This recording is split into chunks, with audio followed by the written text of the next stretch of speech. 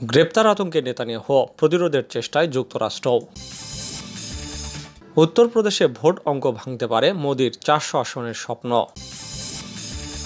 গোয়েন্দা প্রধানের পর এবার পদত্যাগ করতে পারেন ইসরায়েলি সেনাপ্রধান। ইসরায়েল বিরোধী বিক্ষোভে উত্তাল আমেরিকার ৪০ বিশ্ববিদ্যালয়, চাপে প্রশাসন। গ্রেপ্তার আতঙ্কে নেতানিয়াহু, আন্তর্জাতিক ফৌজদারি আদালতের গ্রেপ্তারি পরোয়ানা ঠেকানোর জন্য যুক্তরাষ্ট্র সর্বাত্মক কূটনৈতিক চেষ্টা চালিয়ে যাচ্ছে। আইসিসি ইসরায়েলি প্রধানমন্ত্রী বেনিয়ামিন নেতানিয়াহু এবং অন্যান্য ইসরায়েলি কর্মকর্তার বিরুদ্ধে গ্রেপ্তারি পরোয়ানা জারি করতে যাচ্ছে বলে বেশ কয়েকটি ইসরায়েলি মিডিয়ার খবরে বলা হয়েছে। নিউজ সাইট ওয়ালাই বিশ্লেষক বেন কাশপিট লিখেছেন, নেতানিয়াহু তার বিরুদ্ধে হেগস্থ বিশ্ব আদালতের গ্রেপ্তারি পরোয়ানা জারির আশঙ্কায় অস্বাভাবিক চাপে রয়েছেন। নেতানিয়াহু এবং অন্যান্য ইসরায়েলি নেতার বিরুদ্ধে গ্রেপ্তারি পরোয়ানা জারির অর্থ হল ইসরায়েলের আন্তর্জাতিক সুনামে বড় ধরনের আঘাত। কাশপিট লিখেছেন, গ্রেপ্তারি পরোয়ানা প্রতিরোধে নেতানিয়াহু বিরতিহীনভাবে টেলিফোনের চেষ্টা করে যাচ্ছেন। বিশেষ করে মার্কিন প্রেসিডেন্ট জো বাইডেন প্রশাসনের সাথে তিনি সর্বক্ষণ যোগাযোগ রাখছেন। হারেৎসের বিশ্লেষক অ্যামোস হারেল লিখেছেন, ইসরায়েলি সরকার এই ধারণা নিয়ে কাজ করছে যে আইসিসির প্রসিকিউটর কবির খান চলতি সপ্তাহে নেতানিয়াহু, প্রতিরক্ষামন্ত্রী ইয়োব গ্যালান্ট এবং আইডিএফ প্রধানের বিরুদ্ধে গ্রেপ্তারি পরোয়ানা জারি করতে পারেন। হারেল জানিয়েছেন, যুক্তরাষ্ট্র ইতিমধ্যেই গ্রেপ্তারি পরোয়ানা ঠেকানোর জন্য নিয়োজিত হয়েছে। উল্লেখ্য, ইসরায়েলের মতো যুক্তরাষ্ট্র আইসিসির রোম চুক্তিতে সই করেনি। উল্লেখ্য, ১২৪টি দেশ এই চুক্তিতে সই করেছে। উত্তরপ্রদেশে ভোট অঙ্ক ভাঙতে পারে মোদির ৪০০ আসনের স্বপ্ন। বিজেপির ৪০০ আসনেরও বেশি লোকসভা আসনে জয় নিয়ে তৃতীয়বারের মতো সরকার গড়বে, এমন দৃঢ় আশ্বাসের কথা জানিয়েছেন ভারতের প্রধানমন্ত্রী নরেন্দ্র মোদী, স্বরাষ্ট্রমন্ত্রী অমিত শাহ থেকে শুরু করে দলটির শীর্ষ নেতারা। এমনকি রাজ্য নেতৃত্ব মনে করে ৪০০ আসনের বেশি আসন পাবে বিজেপি। যদিও দুই পর্বে ১৯০ আসনের ভোটের অঙ্কটা অন্যরকমই ইঙ্গিত দিচ্ছে বলে আশঙ্কা করছেন বিজেপির নেতৃত্ব। বিশেষ করে উত্তরপ্রদেশের মুসলিম অধ্যুষিত ১৭ আসনের ভোটের হিসাবে ভাঙতে পারে মোদির লক্ষ্য জয়ের স্বপ্ন। গোবলয় বা হিন্দি বলয়ে ভোটে বড় ধাক্কা খেতে পারে গেরুয়া শিবির। প্রথম দফায় ৬৩ এবং পরের দফায় ৬১% ভোট পড়ায় বিজেপির নির্বাচন বিশ্লেষকরা রীতিমতো চিন্তায় পড়েছেন। শুধু তাই নয়, ৪০০ আসনের বেশি জয়ের যে টার্গেট মোদি দিয়েছিলেন সেই লক্ষ্যমাত্রায় আদৌ পৌঁছানো সম্ভব নয় বলেও নির্বাচন বিশ্লেষকরা মনে করছেন। দেশটির বিভিন্ন গণমাধ্যম দুই দফায় ভোট গ্রহণের পর এমনই নানা রকম আশঙ্কার পূর্বাভাস দিয়ে খবর প্রকাশ করেছে, যা নিয়ে রীতিমতো চর্চা শুরু করেছে আন্তর্জাতিক মহল। তবে কেউ কেউ এটা বলছেন, প্রথম এবং দ্বিতীয় দফা ভোটে ১৯০ লোকসভা আসনের মধ্যে বিজেপি গতবার পাওয়া ৯২ আসন ধরে রাখলেও ৪০০ আসনের হিসাব অতিক্রম করবে। তবে হিসাব পাল্টে দিতে পারে উত্তরপ্রদেশের ৫৩% ভোটের গড়। রাজ্যটিতে বিজেপির ভোট ব্যাংক বলে পরিচিত নিম্নবর্ণ এবং উচ্চবর্ণের হিন্দু ভোটারদের ভোট কেন্দ্রে লাইনে দাঁড়াতে দেখা যায়নি। আবার উল্টো দিকে সংখ্যালঘু এবং জাট সম্প্রদায়ের ভোটাররা যেভাবে লাইনে দাঁড়িয়ে ভোট দিয়েছেন, তাতে ভোটের সমীকরণটাই পাল্টে যেতে পারে বলে মত অনেকের। তারা বলছেন, দুই দফায় উত্তরপ্রদেশে ভোট হয়েছে ১৭ লোকসভা আসনে। ৮০ আসনের উত্তরপ্রদেশে ৭০ আসন না পেলে বিজেপির ৪০০ আসনের স্বপ্ন দিনের আলোর মতো ভেঙে চুরমার হয়ে যাবে, সন্দেহ নেই।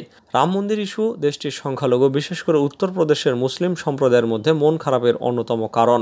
তাই মুসলিম অধ্যুষিত এই ১৭ আসনে যদি বিজেপির পক্ষে ভোট না পড়ে, তবে গোটা উত্তরপ্রদেশের ৭০-এর টার্গেট পূরণ হবে না গেরুয়া শিবিরের। পদত্যাগ করতে পারেন ইসরায়েলি সেনাপ্রধান। গোয়েন্দা প্রধানের পর এবার ইসরায়েলি সেনাপ্রধান পদত্যাগ করতে পারেন বলে গুঞ্জন উঠেছে। শনিবার ইসরায়েলের বেসরকারি সংবাদ মাধ্যম চ্যানেল 12-এর বরাতে এই তথ্য জানায় বার্তা সংস্থা আনাদোলো। প্রতিবেদনে বলা হয়েছে, ইসরায়েলের প্রতিরক্ষা বাহিনীর chief of staff Herzi Halbi কিছুদিনের মধ্যে পদত্যাগ করবেন বলে ধারণা করা হচ্ছে। প্রায় ৭ মাস ধরে ফিলিস্তিনের অবরুদ্ধ উপত্যকায় চলছে আগ্রাসন। এরপরও ফিলিস্তিনি স্বাধীনতাকামী গোষ্ঠীকে পরাজিত করতে পারেনি দেশটি। গত বছরের ৭ই অক্টোবর হামাসের নজিরবিহীন হামলা ঠেকাতে ব্যর্থতা নিয়ে ইসরায়েলি নাগরিক এবং সরকারের মধ্যে চরম ক্ষোভ রয়েছে। এমন অবস্থায় ইসরায়েলি সেনাপ্রধান হার্জি হালেবির পদত্যাগের বিষয়টি সামনে এলো। ইসরায়েলের বেসরকারি সংবাদ মাধ্যম চ্যানেল 12 জানিয়েছে, গত সপ্তাহে দেশটির সামরিক গোয়েন্দা প্রধান মেজর জেনারেল আহরান হালিবার পদত্যাগের পর এটা স্পষ্ট হয়ে গেছে যে চিফ অব স্টাফ থেকে শুরু করে দায়ী সব কর্মকর্তাকে ঘরে ফিরে যেতে হবে, অর্থাৎ পদত্যাগ করতে হবে। এর আগে সোমবার ইসরায়েলের সামরিক গোয়েন্দা সংস্থার প্রধান মেজর জেনারেল আহরান হালিবা পদত্যাগের ঘোষণা দেন। ইসরায়েল বিরোধী বিক্ষোভে উত্তাল আমেরিকার ৪০ বিশ্ববিদ্যালয়।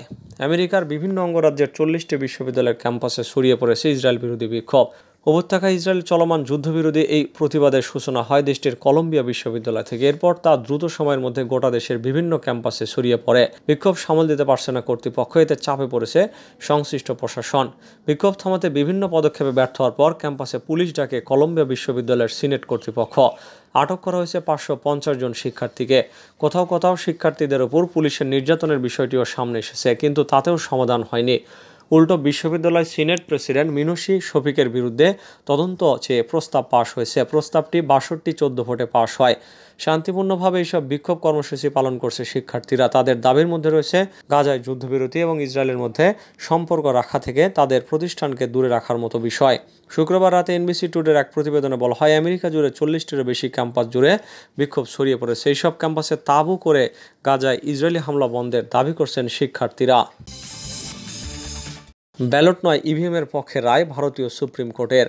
ভারতে চলছে লোকসভা নির্বাচন। এরই মধ্যে দ্বিতীয় ধাপের ভোট গ্রহণ শেষ হয়েছে। মোট 7 ধাপে অনুষ্ঠিত হবে এই নির্বাচন। এদিকে লোকসভা নির্বাচনে ভোট গণনা প্রক্রিয়া নিয়ে বড় ধরনের রায় দিয়েছেন দেশটির সুপ্রিম কোর্ট। ইভিএম বাদ দিয়ে ভোট গণনার পুরনো ব্যালট পদ্ধতিতে ফিরে যাওয়ার আবেদন খারিজ করে দিয়ে রায় দিয়েছেন দেশটির সর্বোচ্চ আদালত। শুক্রবার এই রায় দেন বিচারপতি দীপঙ্কর দত্ত এবং বিচারপতি সঞ্জীব খান্নার দ্বৈত বেঞ্চ। রায় দুই বিচারপতি বলেছেন, আমাদের বিস্তারিতভাবে সমস্ত প্রোটোকল, সমস্ত টেকনিক্যাল দিক মিলিয়ে দেখেছি।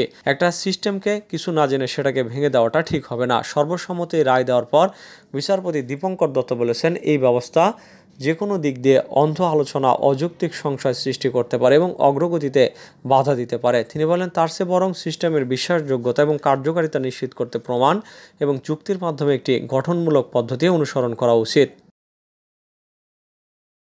ইয়েমেনিদের হাতে ভূপাতিত মার্কিন ড্রোন। ফিলিস্তিনিতে ইসরায়েল যুদ্ধের পর থেকে সোচ্চার ইয়েমেনের বিদ্রোহী গোষ্ঠীরা। ফিলিস্তিনের সমর্থনে লোহিত সাগরে একের পর এক জাহাজে হামলা চালিয়ে আসছে গোষ্ঠীটি। এর ধারাবাহিকতা আরও একটি মার্কিন সামরিক ড্রোন ভূপাতিত করেছে ইয়েমেনের এই বিদ্রোহী গোষ্ঠী। রোববার এপির এক প্রতিবেদন থেকে এই তথ্য জানানো হয়েছে। হুতিরা জানিয়েছে আরও একটি মার্কিন রিপার ড্রোন ভূপাতিত করা হয়েছে। শুক্রবার দেশের মধ্যে ড্রোনটিকে গুলি করে ভূপাতিত করা হয়। সংবাদ মাধ্যম জানিয়েছে, ড্রোন ভূপাতিত করার বিষয়ে কোনো মন্তব্য করেনি মার্কিন সামরিক বাহিনী। প্রতিবেদনে বলা হয়েছে, হুতিরা লোহিত সাগরে অভিযান চালিয়ে একটি তেলের ট্যাঙ্কারে হামলা করেছে। এছাড়া তারা মার্কিন MQ-9 রিপার ড্রোন ভূপাতিত করেছে। এমনকি ইসরায়েলি আগ্রাসনের বিরুদ্ধে আরও হামলার প্রতিশ্রুতি দিয়েছে গোষ্ঠীটি। হুতিদের সামরিক মুখপাত্র ইয়াহিয়া সারি শনিবার টেলিভিশনের এক ভিডিওতে বলেন, লোহিত সাগরে অ্যান্ড্রোমিডা স্টার নামের একটি জাহাজে হামলা চালানো হয়েছে। নৌ ক্ষেপণাস্ত্র দিয়ে জাহাজটিতে হামলা চালানো হয়। তিনি আরও বলেন, ইয়েমেনের আকাশ প্রতিরক্ষা বাহিনী একটি ক্ষেপণাস্ত্র সহ মার্কিন সামরিক বাহিনীর একটি রিপার ড্রোন ভূপাতিত করেছে। ড্রোনটি হামলার সময়ে শত্রুতামূলক মিশনে নিয়োজিত ছিল। হামাস জিম্মি চুক্তি করলে রাফাতে হামলা চালাবে না ইসরায়েল।